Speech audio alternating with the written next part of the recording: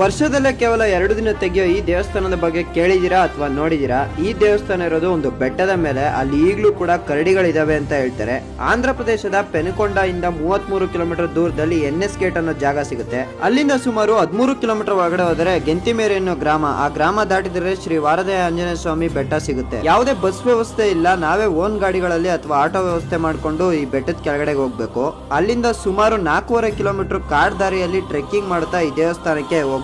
ಬೆಟ್ಟ ಹತ್ತಿ ಬಂದ ತಕ್ಷಣ ನಮ್ಗೆ ಕಾಣಿಸೋದು ಶ್ರೀ ವಾರದಯ ಆಂಜನೇಯ ಸ್ವಾಮಿ ದೇವಸ್ಥಾನ ಹಾಗೂ ಸುಬ್ರಹ್ಮಣ್ಯ ಸ್ವಾಮಿ ದೇವಸ್ಥಾನ. ಪ್ರತಿ ವರ್ಷ ಜುಲೈ ತಿಂಗಳಲ್ಲಿ ಬರೋ ಪ್ರಥಮ ಏಕಾದಶಿ ಹಾಗೂ ದ್ವಾದಶಿಗೆ ಈ 2 ದಿನ ಇಲ್ಲಿ ದೊಡ್ಡ ಜಾತ್ರೆ ನಡೆಯುತ್ತೆ. ಸುತ್ತಮುತ್ತ ಹಾಗೂ ತುಂಬಾ ಕಡೆಯಿಂದ ಜನ ಬಂದು ಅವತ್ತಿಲ್ಲಿ ಪೂಜೆನ ಮಾಡಿಸ್ಕೊಂಡು ಹೋಗ್ತಾರೆ.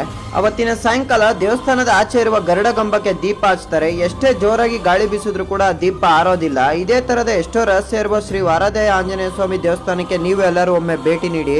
ವಿಡಿಯೋನ ಆದಷ್ಟು ಜನರಿಗೆ ಶೇರ್ ಮಾಡಿ. ಹಾಗೆ ವಿಡಿಯೋಗೆ ಅನಿಸ್ತು ಅಂತ ಕಮೆಂಟ್ ಮಾಡಿ. ಧನ್ಯವಾದಗಳು.